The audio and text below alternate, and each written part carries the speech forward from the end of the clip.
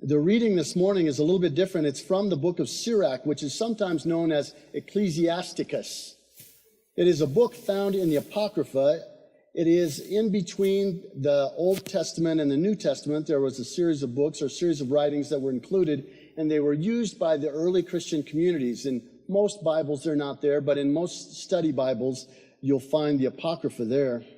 So Sirach, or Ecclesiasticus, was written by a man named Ben Sira, who was a teacher, and the book lays out in form similar to the Proverbs, Ben Sira's teachings. His grandson translated the writings of his grandfather from Hebrew to Greek, and that's what we have now. Sirach was used as a church book in the early Christian community, and this piece that I'm going to read is referred to as Hymn in Honor of Our Ancestors. Hymn in Honor of Our Ancestors. It goes like this. Let us now sing the praises of our ancestors in their generations. The Lord apportioned to them great glory, majesty from the beginning. There were those who ruled and made a name for themselves by their valor. Those who gave counsel because they were intelligent. Those who spoke in prophetic oracles. Those who led the people by their counsels and by their knowledge of the people's lore. They were wise in their words of instruction. Those who composed musical tunes or put verses in writing. The rich endowed with resources, living peacefully in their homes. All these were honored in their generations and were the pride of their times. Some of them have left behind a name so that others declare their praise. But of others, there is no memory. They have perished as though they had never existed.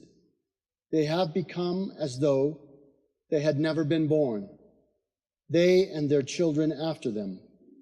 But these also were godly people, whose righteous deeds have not been forgotten.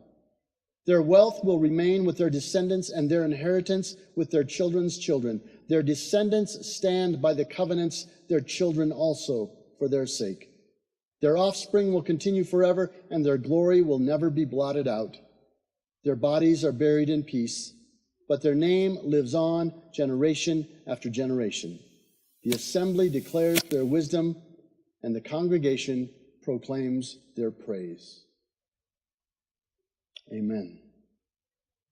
I invite you to join with me in prayer.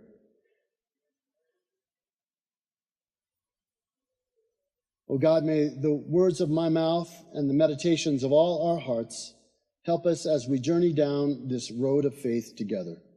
Amen.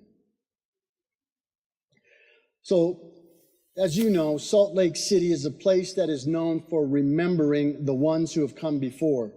Part of my family has been here doing research on genealogy this past week, sorting through records, looking at microfiche, putting pieces together, trying to figure out who were the saints from the past and whether there are any skeletons in our closet.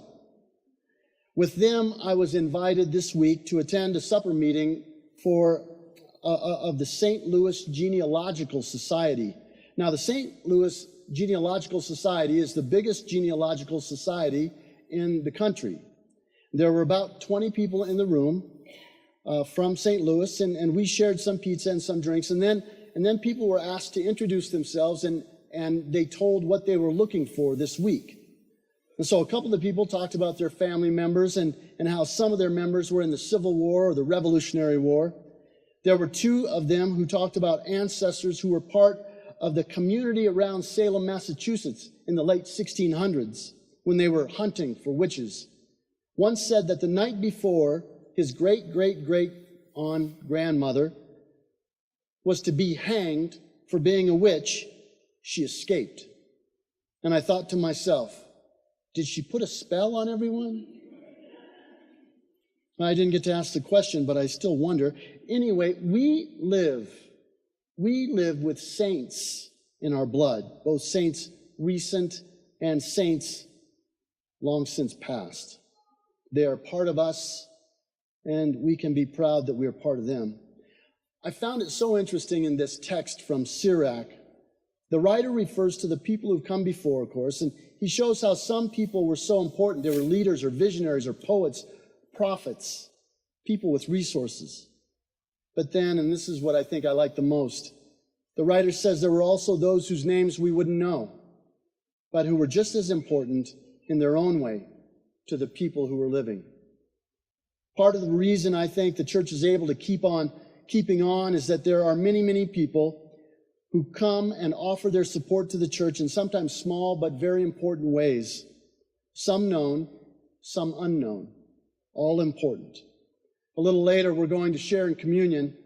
And I cannot tell you how much of a relief it is that I do not have to bake the bread and prepare the plates and get the cups filled, put them out the day before, because there are people who do that for us every month.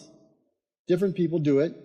This morning, Ruth Henneman Hunter and Larry Hunter prepared communion for us. You may or may not know the names of all these people who do that, but without them, the church, and I can tell you, communion would be far different if I had to do it every time.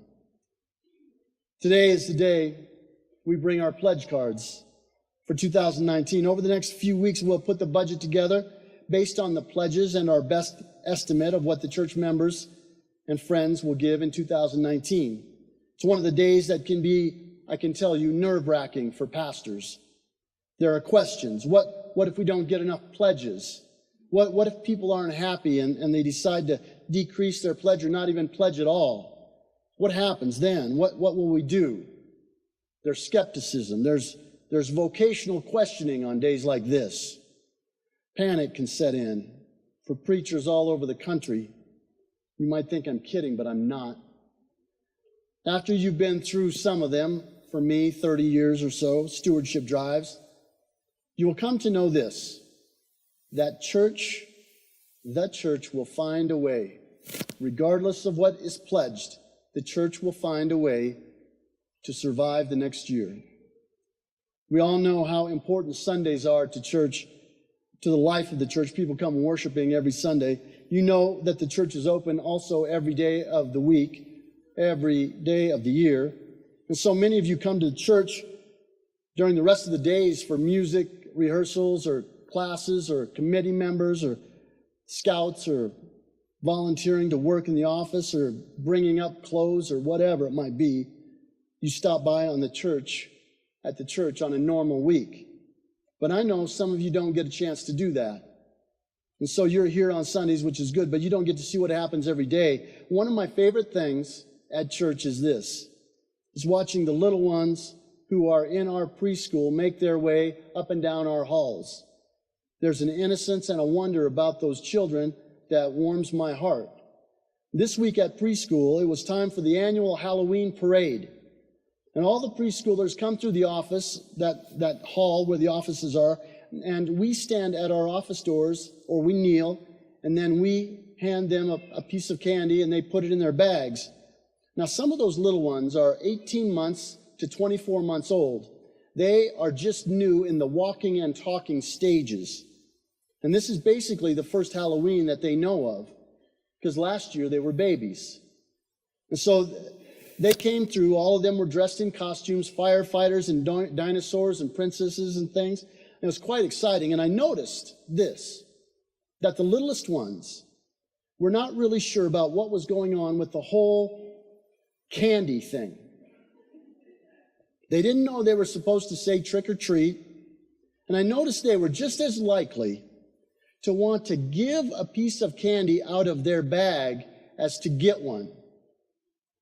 And they couldn't figure out whether they were supposed to give one or take one.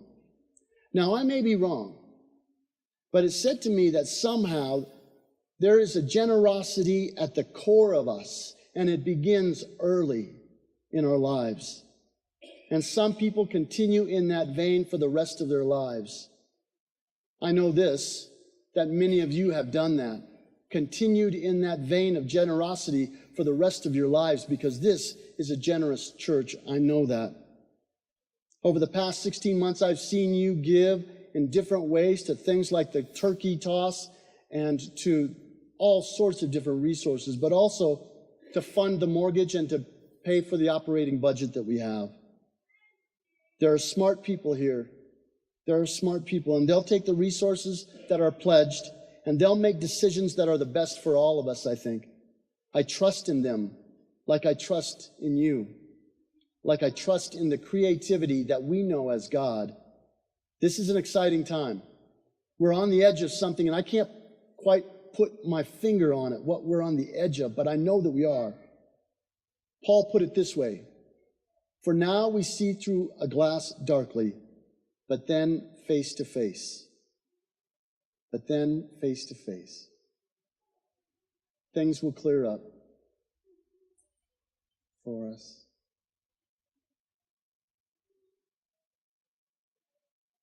Things will clear up. We'll find our place, won't we? We'll find our place. According to the most recent information available, United Methodists in the United States give 1% of their income to the church, 1%. And the Lutherans, doggone them, give 1.1%. The Lutherans are doing better than us. I don't know about you, but I think I can do better. I can do better. Paul Tillich, who's a great theologian from the last century, wrote this: the church's task is to introduce each new generation into the reality of the spiritual community, into its faith and into its love. That's what the saints did before us. That's what we're called to do. Amen? Amen.